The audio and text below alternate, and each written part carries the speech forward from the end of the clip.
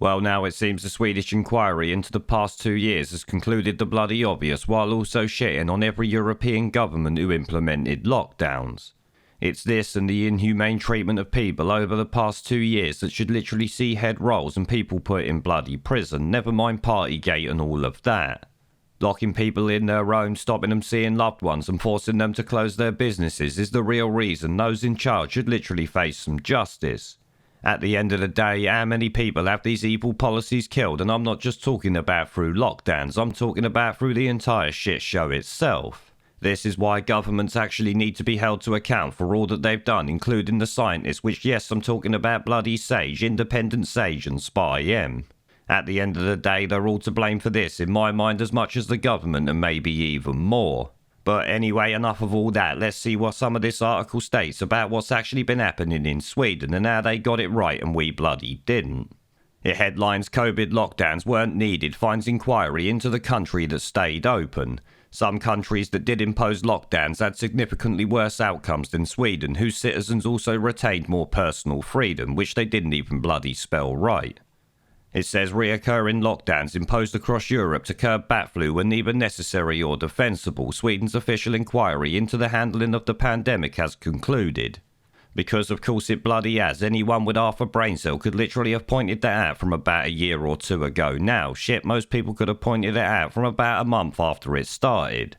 It goes on, in its final report, the country's coronavirus commission strongly supported Sweden's pandemic strategy, concluding that the decision to rely primarily on advice and recommendations which people were expected to follow voluntarily had been fundamentally correct. Because obviously that is the pre-2020 pandemic response that literally almost every country had before, of course except China, but everybody knows that's what they do. We literally just followed them along the way.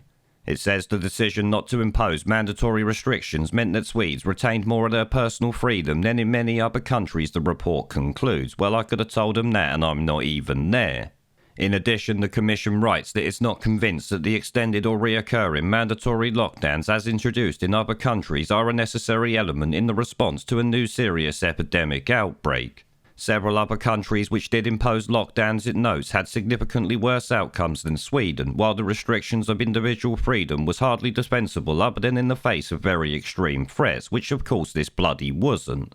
Because I've got to say, what they mean by very extreme threats is like being invaded or some shit like that, some sort of threat to the state itself.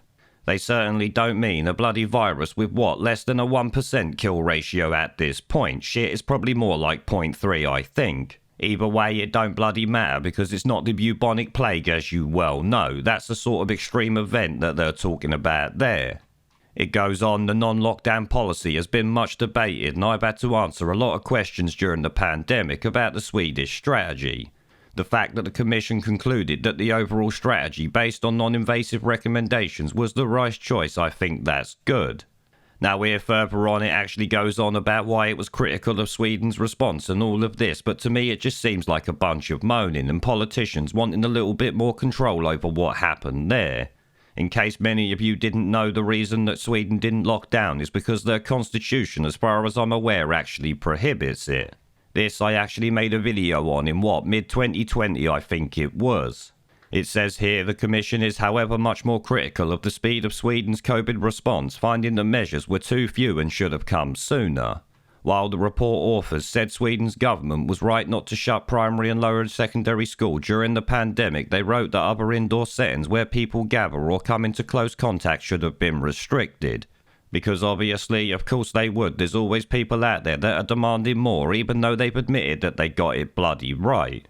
At the end of the day, putting restrictions on these places and people going into them is attacking their personal freedom, which they've already said is bloody wrong. They said it should only be defensible in an extreme threat situation, which let's be honest, this bloody wasn't. Sweden staying open has proved that beyond all doubt. It goes on, the Commission also argues that face masks should have been encouraged in public places as soon as they were no longer in short supply. Yes, because as soon as mask mandates come in, the numbers dropped, didn't they? Oh no, they fucking went up massively literally every time. What a bunch of clowns these people really are. It goes on, the government should have stopped all inessential inward travel in March 2020, and that those returning from ski trips at the end of February should have been asked to quarantine. Which I have to say, no, you can only ask people to quarantine if they're actually sick, because like many people have said for what years at this point, you don't lock healthy people up. So to me, the recommendations there seem like a load of bollocks, but let's be honest, there's been a load of bollocks from almost everyone relating to this. It goes on, the report is also critical of the way the government delegated responsibility to the Public Health Agency, its then Director General John Carlson and State Epidemiologist Angus Tegnall. So despite them getting it right and you's actually coming out of it better than most other places, you're going to sit there and say that they got it wrong by letting these people deal with it. At the end of the day, our government kinda did the same thing, and Sage led us down the fucking garden path and took us into a complete shit show that we find ourselves in now, and they're still trying to push for more restrictions as we speak. At least over there, their health agency and the people around it didn't act like a bunch of tosspots as we've seen in this country. And further on, it goes on about how the government should have taken control and all of this, but at the start they're saying that the government's actually done the right thing, or as it seems the health agency did. So for me, the commission criticising them there just sounds like they really wanted more power, more lockdowns, restrictions and things like that. Maybe they bloody did. These are politicians after all. But either way, the beginning of it says literally that Sweden did the right thing, and almost every other country that went through multiple lockdowns completely cocked it up. You can imagine my bloody shock there.